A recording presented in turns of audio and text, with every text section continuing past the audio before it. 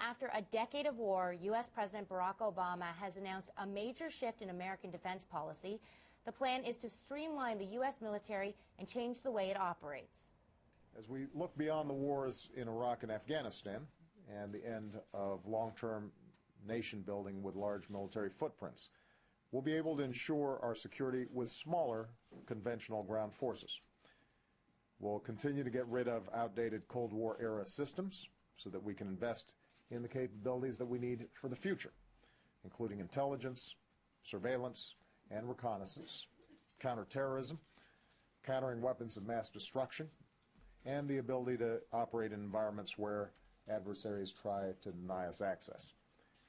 So yes, our military will be leaner, but the world must know the United States is going to maintain our military superiority with armed forces that are agile, flexible, and ready for the full range of contingencies and threats.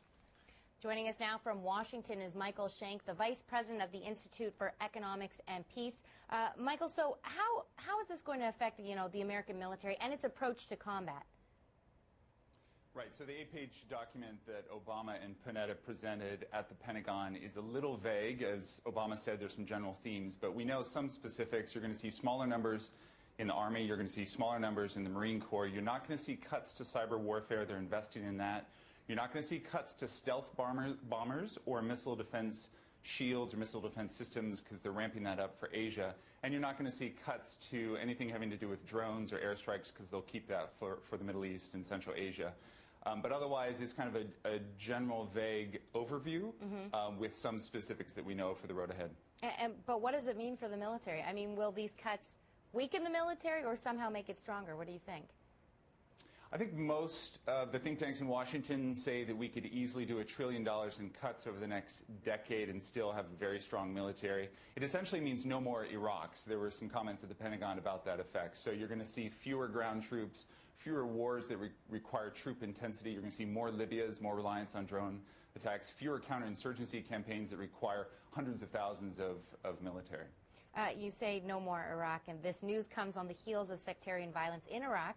A suicide bomb attack killed a number of people as well as a number of blasts. I think over 70 people were killed, all targeting Shiites, and the U.S., as you know, combat troops, they've left. So is it only going to get worse in Iraq, especially considering that the U.S. has left there and, as you've just said, they won't be going back?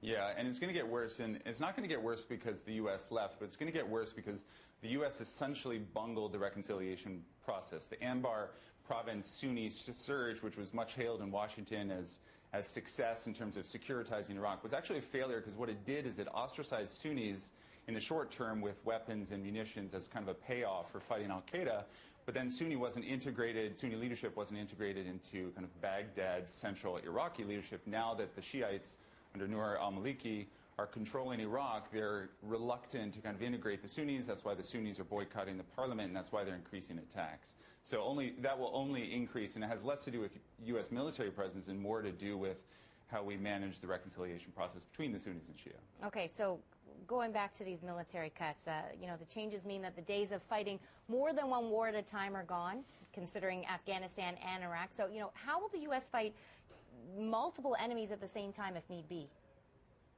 Well, you're seeing that now. You're seeing the future of warfare now. We will see some cuts to kind of next-generation warfare items like the very big-ticket Joint Strike Fighter, which is already run in the hundreds of billions of dollars. But you're going to see more Libyas, you're going to see more Yemens, reliance on drone attacks. Interesting fact, in the Air Force, you're actually seeing more pilots training to be drone pilots than you're seeing pilots training to be kind of traditional human-controlled aircraft pilots.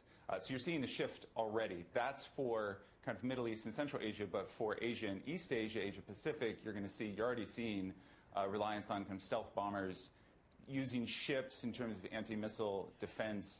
So that's where the investments will trend. All right, Michael Shank with the Institute for Economics and Peace. Thank you.